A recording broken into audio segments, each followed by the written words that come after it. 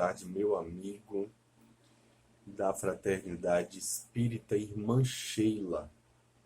Eu sou o professor Danilo Cruz, trabalhador voluntário do Centro Espírita Paulo e Estevão, e estou aqui hoje para que a gente possa fazer um pequeno bate-papo a respeito de um dos temas mais visitados pela literatura humana, pelos comentários e as conversas que nós temos uns com os outros. O amor. O infinito amor. Vamos falar de amor e para isso, obviamente, temos que evocá-lo através das nossas orações. Então, por isso, neste instante, eu lhe peço que possa entrar em um estado de prece, buscando aprofundar os seus sentimentos e sua conexão com esse amor que a tudo rege. Senhor Deus, aqui estamos nós, reunidos em Teu nome, buscando nos esclarecer, buscando aprender para vivenciarmos a Sua amorosidade em nossas vidas. Que as Tuas bênçãos infinitas possam ser por nós percebidas. Que a Tua amorosidade possa ser por nós multiplicada. Permanece conosco, sempre nos inspirando a buscarmos vencer a nossa pequenez e as nossas imperfeições, a suplantar a nossa dificuldade com relação à fé, para assim merecermos verdadeiramente a Sua presença conosco. Que assim seja. Muito bem, então, hoje nós vamos falar de, como eu disse, um tema que, na verdade, é um pós-fácil. Falar de amor é pós-fácil. Como assim pós-fácil? Já se tem dito muito sobre o amor. Nós vemos na história da humanidade inúmeros contos, mitos, inúmeras histórias que estão completamente permeadas pelo tema da amorosidade. É um tema já batido, é um tema extremamente falado, mas infelizmente ainda tão pouco vivenciado. Há uma necessidade de que consigamos verdadeiramente ter a oportunidade de colocar essas palavras já tão discutidas em ação. Precisamos verdadeiramente nos vincularmos com essa amorosidade maior que João, o apóstolo do Cristo, o evangelista, nos trouxe com uma frase realmente que condensa a grandiosidade dessa amorosidade. João diz assim: Deus é amor. Só isso aí já deu para perceber, né, do que a gente está falando. Essa amorosidade infinita que, infelizmente, por conta das nossas limitações, das nossas dificuldades, das nossas questões egóicas, ainda temos uma terrível falha na interpretação do que seja. Ainda não conseguimos abarcar a grandiosidade da amorosidade, que é, sem dúvida, algo que transcende a nossa capacidade intelectual. Perguntar para um ser humano o que é Deus é quase que a mesma coisa que perguntar para um feto no útero da sua mãe o que é uma mãe. Ele, óbvio, vai ter um ponto de vista extremamente estreito, limitado do processo. Não dá para a gente conseguir, com esse cérebro limitado, condensar, coagular toda a experiência que está vinculada a essa ideia que transcende a razão e a lógica. A amorosidade perpassa essa perspectiva. Quando a gente fala de amor infinito, só aí a gente já tem dificuldade. Como assim infinito? Uma coisa que não tem fim, não tem limites. Como é que a gente vai conceber algo sem limites? É muito difícil. É extremamente desafiador. É algo que nós tentamos experienciar através das cognições, através do raciocínio lógico. Não é algo que a gente possa vivenciar de maneira a conseguir detalhar fidedignamente para o outro do que se trata. Deus é uma experiência que precisa ser vivida e que no momento em que a gente coloca em palavras, obviamente que isso vai trazer ali uma versão. E se é versão, é ficção. Então acaba que a gente não consegue contemplar a verdade, senão através da própria experiência pessoal dessa verdade. Então, viver essa amorosidade só é possível na prática, vestindo a situação e verdadeiramente sentindo-na. É extremamente difícil para a gente conseguir conceber a grandiosidade desse amor. E por conta disso, algumas pessoas vão, inclusive, tecer comentários de que isso não existe.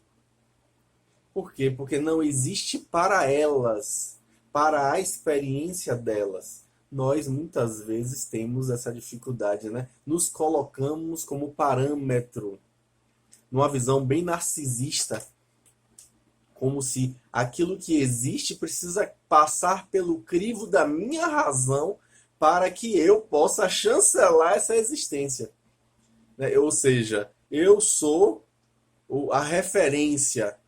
Se eu não vejo, se eu não creio, se eu não experiencio, não existe.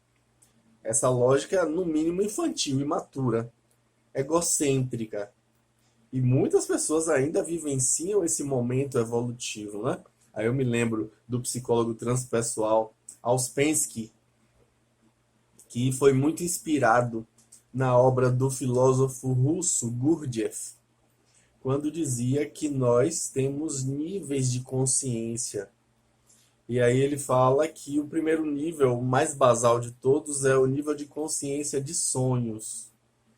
Desculpa, nível de consciência de sono. E aí esse nível de consciência de sono é o quê? A pessoa vive a vida dela como se fosse alguém que está dormindo. Veja uma pessoa dormindo, ela está ali, só funciona a fisiologia. Algumas pessoas vivem isso, só focadas na fisiologia. Elas não veem nada de significativo na existência para contemplar, não. É apenas a manutenção do espécime e da espécie. E aí a vida se resume a isso, ao cuidado com o organismo e ao cuidado com a proliferação dos genes. Fora isso, mais nada. Aí se a pessoa evolui um pouquinho, disse Ouspensky, ela chega no segundo nível, que é o nível de consciência de sono com sonhos. O que é esse nível de consciência de sonhos? Observe uma pessoa sonhando. Ela está lá na fase REM, né? Rapid Eye Movements. Os olhos, movimentos rápidos dos olhos.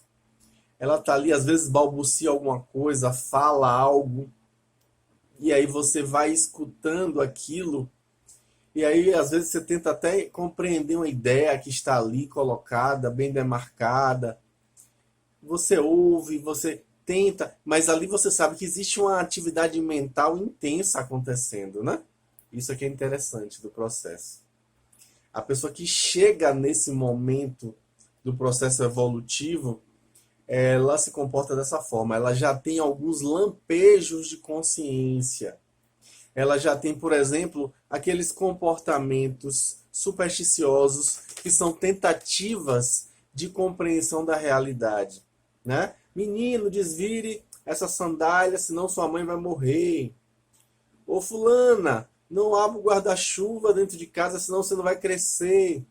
Não varra o pé da sua irmã, senão ela não vai casar. Ou seja, a gente fica tentando encontrar nexo causal onde na verdade não existe. A gente sabe que não tem nenhum sentido achar que varrer o pé não vai casar, né? Até porque quando eu era adolescente eu brincava dizendo, eu não quero casar, então deixa eu varrer meu pé e hoje eu sou casado. Não tem absolutamente nenhuma relação. A gente sabe muito bem disso. Então essas superstições são tentativas de compreensão da realidade através de alguns insights, alguns lampejos, algumas possibilidades conectivas. E aí com isso a gente vai ver exatamente o fato de que às vezes a gente tem a dificuldade de desapegar dessas teorias, dessas visões, muitas vezes repletas de preconceitos, né? Que inclusive nós somos ensinados desde muito cedo. E é preciso romper com isso para chegar no novo nível. Qual é o nível seguinte? Ouspensky vai falar que a gente chega no nível de consciência de sono desperto. Olha que interessante. Ele não fala que agora que a gente em vigília está acordado. Né? Ele diz que nós estamos em sono desperto. Como assim sono desperto? É porque a gente ainda está dormindo para a verdadeira realidade. Ainda estamos aprisionados a uma visão completamente embotada da realidade, completamente equivocada. E aí é preciso transcender essa visão, né? Por quê? Porque a gente já vai começando a perceber que a gente só vai ser feliz se o outro também for feliz. Esse é o momento aí que a gente tem essa tomada de consciência, começa a perceber que não dá para ser feliz sozinho. A gente precisa cuidar do outro também. Então esse cuidado já vai fazer sentido na vida da pessoa. Aí a amorosidade já vai se manifestando de uma outra maneira, né? Ela vai fazendo sentido. E aí óbvio que nesse momento há um despertar, há um desabrochar para a relação sincera. Você não está aprisionado apenas a uma relação consigo. Você agora expande essa relação para o seu entorno. E aí você vai crescer para essa possibilidade de compreensão da realidade e vai ter aí a possibilidade de galgar o novo degrau. Qual é o degrau que está lá em cima ainda? A transcendência de si. É o nível seguinte, segundo Ouspensky. Então a transcendência de si se remete a quê? A pessoa tem ali um momento em que ela vai perceber que quando uma onda olha para outra onda, é o oceano que olha para si mesmo. Você começa a perceber um sentido verdadeiro na frase, né, que explica o significado da palavra namastê, aquela saudação famosa do Oriente. Pois bem, é Deus em mim, saúda Deus em você.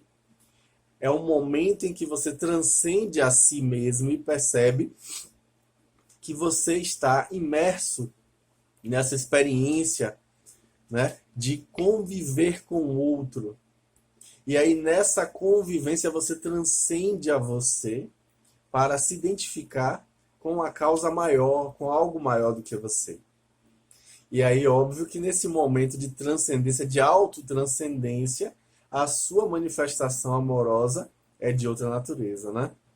É um amor muito mais quintessenciado. É uma amorosidade muito mais, né, no âmbito assim de um amor que não é necessariamente aquele amor meramente conjugal. Quando a gente fala a palavra amor, muitas vezes a gente tem esse olhar do amor conjugal. E aí é o momento em que você vai expandir essa amorosidade para seu entorno e vai perceber que Deus está em tudo, se está em mim, também está no outro. E aí você vai buscar aproximar-se desse Deus, né, que é essa manifestação amorosa.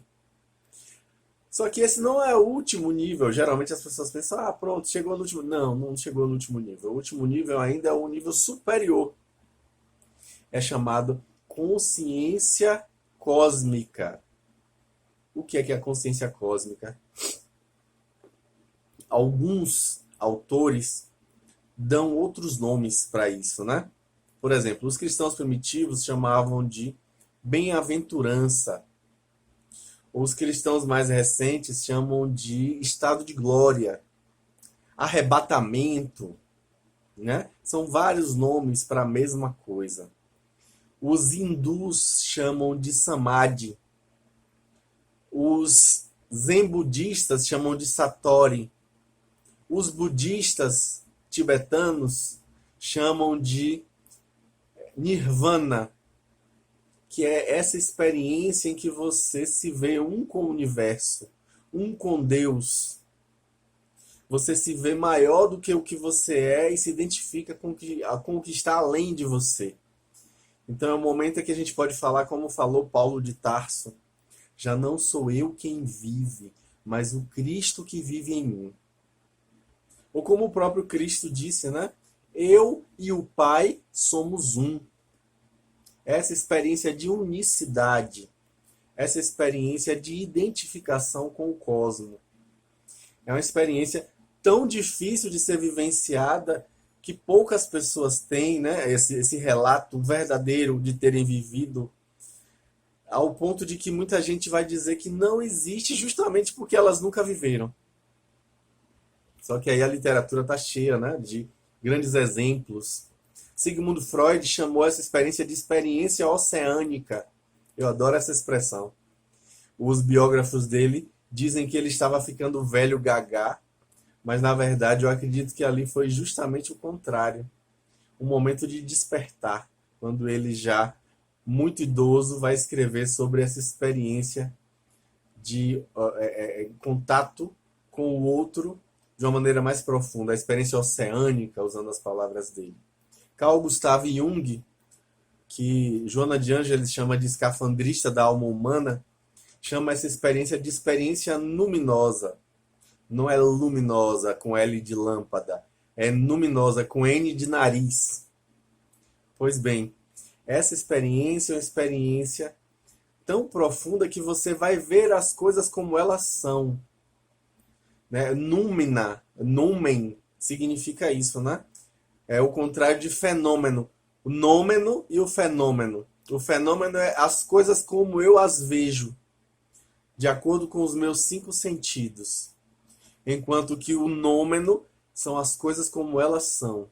Ou seja, a experiência luminosa é a possibilidade de compreender as coisas como elas realmente são. E isso aqui é esse estado de transcendência, esse estado pleno, né, que faz com que a gente consiga vivenciar o que o Dalai Lama chamou de nirvana, né, que ele disse assim quando perguntaram para ele o que é o nirvana. Aí o Dalai Lama disse é saber como realmente as coisas são. É isso aí, a experiência é essa.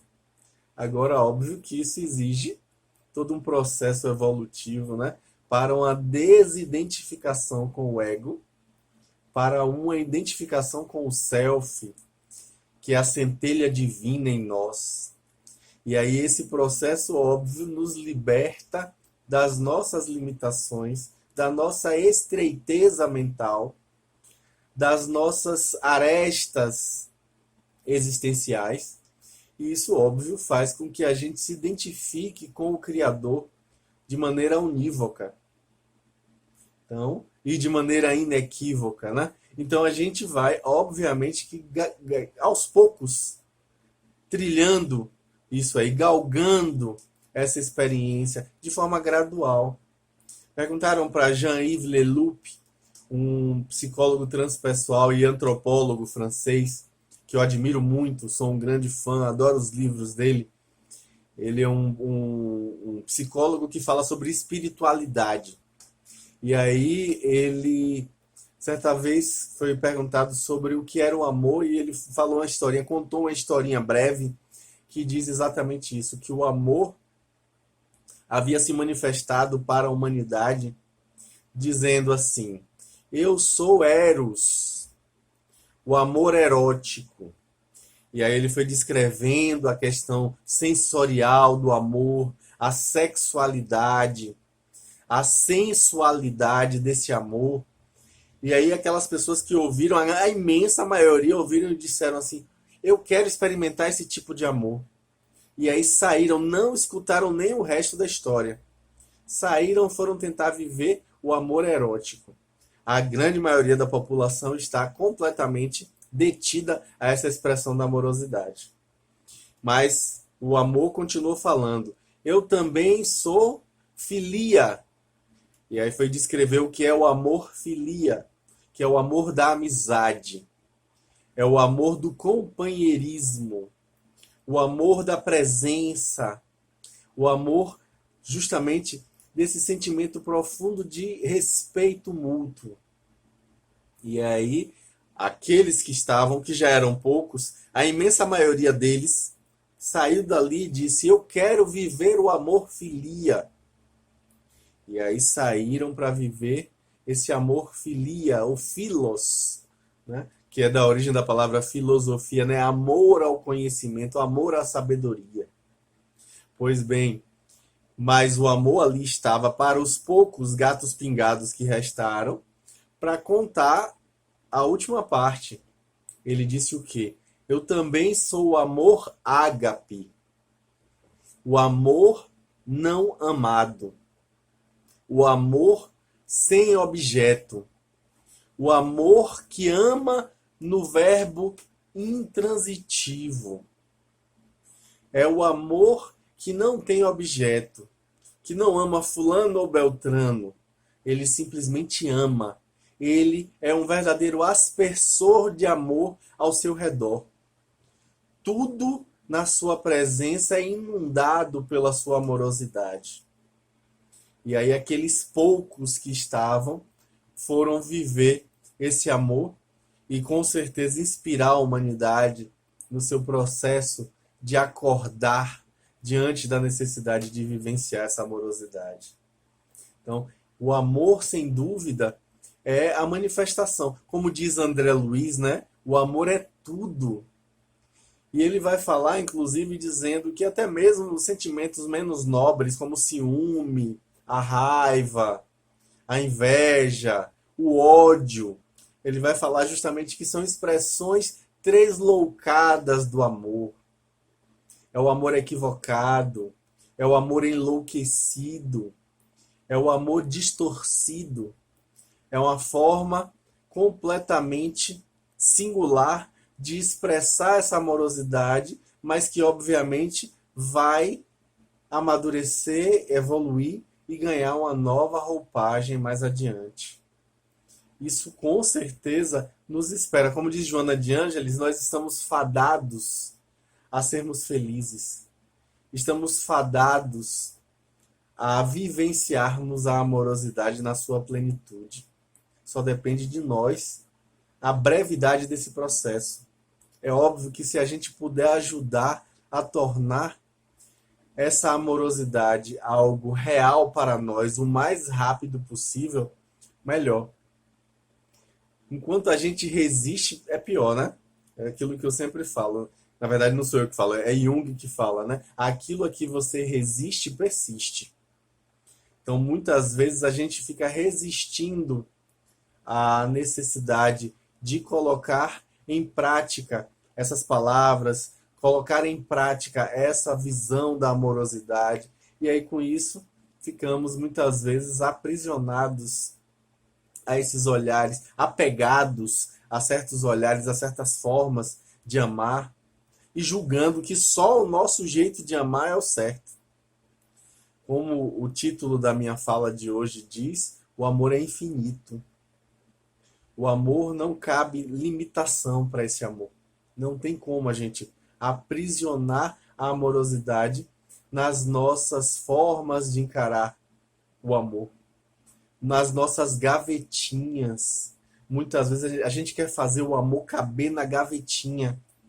A gente quer que o amor seja de tal jeito ou de tal outro jeito. Às vezes a gente exige que o outro nos ame, o que é um grande equívoco. É um grande equívoco. Não dá. Não dá para exigir o amor do outro. A gente precisa deixar ao outro o direito que é dele, pessoal, intransferível, para ser quem é. A gente muitas vezes quer ditar como é que o outro tem ou não que se comportar, se esquecendo que com isso estamos frustrando o ímpeto do amadurecimento necessário na experiência. Às vezes a gente quer ditar ali firme como é que o outro deve se comportar. E isso, sem dúvida alguma, é uma atitude que está mostrando muito mais que você tem um amor egocêntrico, um amor por você mesmo, do que pela pessoa como ela é. Quando a gente fica tentando dizer ao outro como se comportar, estamos, no mínimo, nos desrespeitando e desrespeitando o direito do outro de ser o que é. Todos temos direito de sermos quem somos. Não é diferente com o outro. A amorosidade precisa ser vivida de maneira plena. E óbvio que a gente se inspira com a experiência do outro. Aquela frase do Colégio da Polícia Militar, ali na Baixa do Bonfim, né? A palavra convence, o exemplo arrasta. Óbvio que a gente se inspira na experiência do outro. O exemplo do outro nos toca e a gente pode mudar, né? É óbvio que isso faz toda a diferença. Mas quando a gente dá o exemplo prático, a gente pode tocar o outro.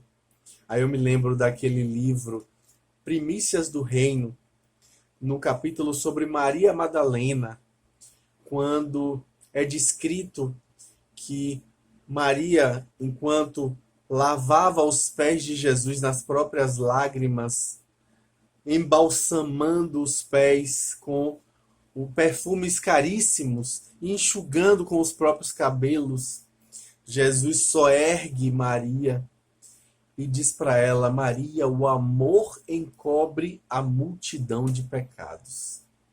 Essa fala me toca profundamente o coração. Porque a gente às vezes acha que é a dor que vai fazer com que a gente se transforme, né? É o exemplo do amor. A dor, ela serve de alerta, mas a dor não transforma. O que transforma é o amor. Que quando alguém estende a mão, quando a gente está passando por um momento de dor, a gente se sente tocado. E aquele momento de dor, muitas vezes, nos abre os olhos para percebermos essa experiência, a necessidade desse cuidado aí, desse aprendizado. E aí, óbvio que a gente estando disponíveis para conseguir aprender com a experiência é muito melhor. Mas é o exemplo que o outro deu. É esse que faz toda a diferença. É esse exemplo que vai tocar de verdade. O exemplo que a gente faz para o outro é o que toca o outro. Não adianta a gente ver. Às vezes, quando eu trabalhava na Juventude Espírita Paulo Estevão, lá no CEP, eu ouvia uma mãe dizendo assim: Ah, Danilo, por que que meu filho não vem para o centro para participar das atividades juvenis? Não vem para o centro para fazer parte dos cursos, dos grupos de estudo, das palestras? E aí a gente ouve a mãe falar e aí fica, né, com aquela história assim de: o que será que tem aí que ele não quer vir? Aí quando vai conhecer o jovem, pergunta: e aí, rapaz, por que que você não quer vir? Eu não vou nada. Minha mãe frequenta esse centro aqui já há mais de 10 anos e não melhora como pessoa. Eu vou melhorar em quê se eu vier para cá? Eu não quero. Então, para aí a gente vê, né? Se a gente quer realmente que o outro se sinta tocado, a gente precisa dar o exemplo, se sentindo tocado também, né? Porque só faz sentido se for sentido. A gente precisa vivenciar. Não é só da boca para fora, não é só, é legal participar das atividades do centro. A gente precisa colocar realmente em prática aquilo que a gente aprende. E aí, óbvio que isso vai nos fazer pessoas melhores. E óbvio que isso faz com que o nosso exemplo toque. E é o exemplo que faz toda a diferença, né? É preciso que a gente consiga verdadeiramente se conectar com essa amorosidade de maneira vivencial. Sentir. sentir esse amor, sentir-se amado e sentir-se também amante, porque nós somos amados e nós também temos o dom de amar. Precisamos colocá-lo em prática, né? A vivência dessa amorosidade. Óbvio que quando a gente estende a mão para ajudar alguém, a gente está tendo a oportunidade de nos afinizarmos com as leis amorosas que nos regem. Nós estamos tendo a oportunidade de verdadeiramente nos alinharmos com essas leis, de nos vincularmos, de nos tornarmos instrumentos dessa lei. É o que muitas vezes eu falo nas palestras, né? Nós somos médiuns do amor do Cristo na Terra. Pois bem, precisamos nos assenhorar dessa verdade, que a amorosidade precisa passar por nós e se espalhar para todos aqueles que nos cercam, todos. Todos. Não é só uns ou outros, são todos. Precisamos cultivar essa amorosidade de tal modo que ela possa ser sentida na nossa presença, ajudando realmente, percebendo que inclusive é amoroso em alguns momentos, que a gente também dê limites, que a gente também diga não. Eu vejo muitas vezes amigos, colegas, pessoas conhecidas, pacientes também no consultório, que falam: eu tenho dificuldade de dizer não para meu filho. E aí quando a gente vê isso, obviamente que vem à mente uma frase de Samitiba, que ele vai falar isso, né, de que às vezes isso quer dizer que falta amor, não é que sobra amor, não. Porque o amor precisa levar em consideração de que aquela criança vai crescer e vai precisar aprender a se comportar de maneira madura em convivência. E óbvio que dizer não é necessário, e ele vai precisar ouvir isso. E se não ouvir de você, infelizmente vai ouvir de alguém que não vai ser tão carinhoso e amoroso quanto você. Então é muito melhor que ouça de você, para que você amorosamente saiba trazer e conduzir da melhor forma para que ele consiga eleger por si só as suas disciplinas, os seus limites. Porque às vezes a gente precisa lembrar disso, né? Não adianta também ser uma metralhadora de não, querer dizer não à torto e à direito. Não é isso. Eu estou dizendo aqui que às vezes quando a gente não diz não, a gente está dizendo não de outra forma, né? Quando a gente não diz não, a gente está dizendo de outra forma. Do mesmo modo, quando a gente às vezes é solicitado em algo que está além das nossas possibilidades e a gente ainda assim bota a mão, bota o chapéu onde a mão não alcança, e aí em vez de negar, faz uma coisa que está além da sua possibilidade só para não desagradar o outro. Isso também pode estar dizendo que está faltando alto amor. E óbvio, como disse Jesus, o padrão ouro da amorosidade é o alto amor. Ele diz o quê? Amar a Deus sobre todas as coisas e ao próximo como a si mesmo. Ou seja, o padrão ouro é o amar-se. Óbvio que a gente precisa se amar. É claro, transparente a necessidade do alto amor. Que esse alto amor seja tão vasto, tão profundo e verdadeiro, que ele consiga transbordar de si e alcançar os que estão ao redor. A gente precisa cultivar essa amorosidade, essa visão de que sim, o amor precisa ser nosso, de nós para conosco também. Mas não confundir isso com egoísmo. Porque essa amorosidade sempre vai levar felicidade ao redor. Não dá para a gente pensar em uma manifestação do amor que seja alinhada com as leis universais, que leve sofrimento para o outro. Sofrimento não.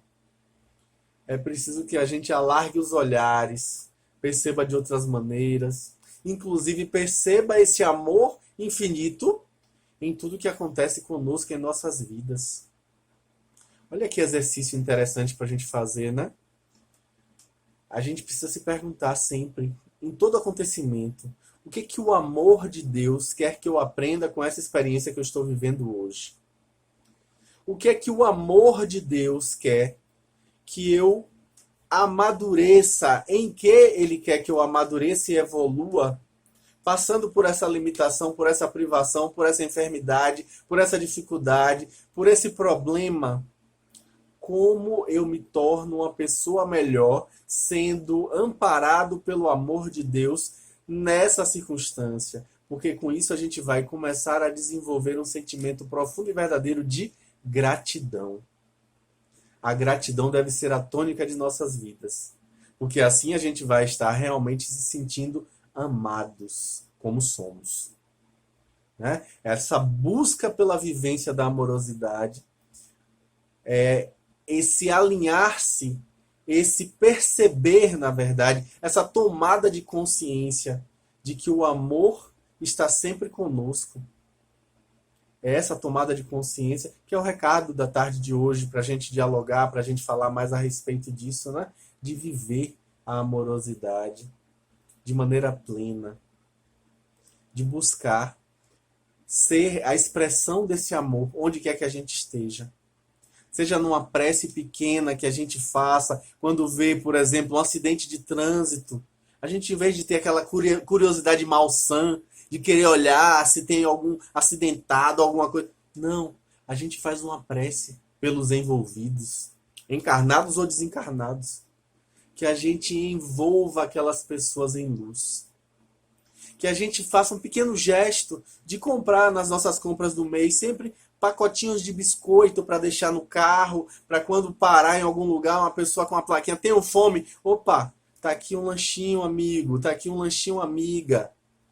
É uma forma de expressar essa amorosidade, de ir se alinhando com a necessidade de perceber que a gente só vai ser feliz quando todos forem felizes.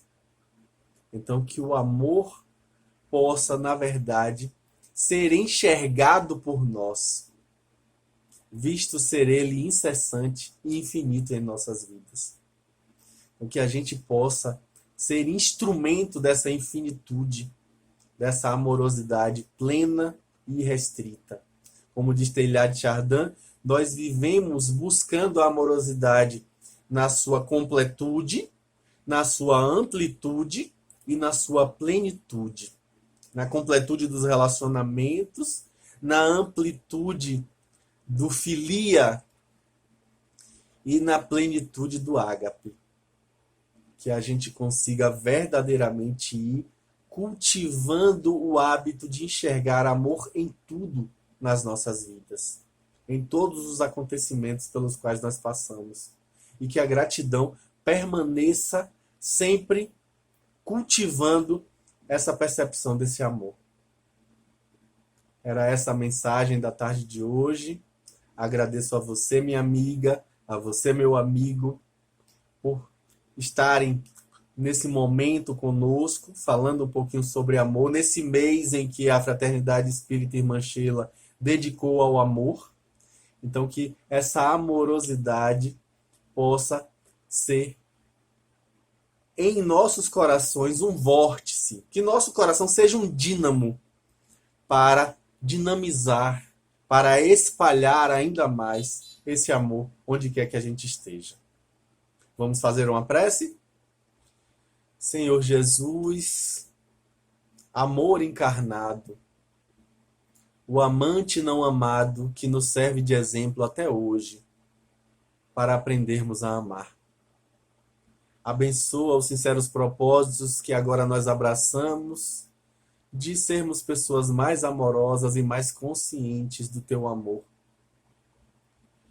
Acolhe essa vontade sincera que nós temos de sermos seus médiuns, médiuns do teu amor, onde quer que estejamos.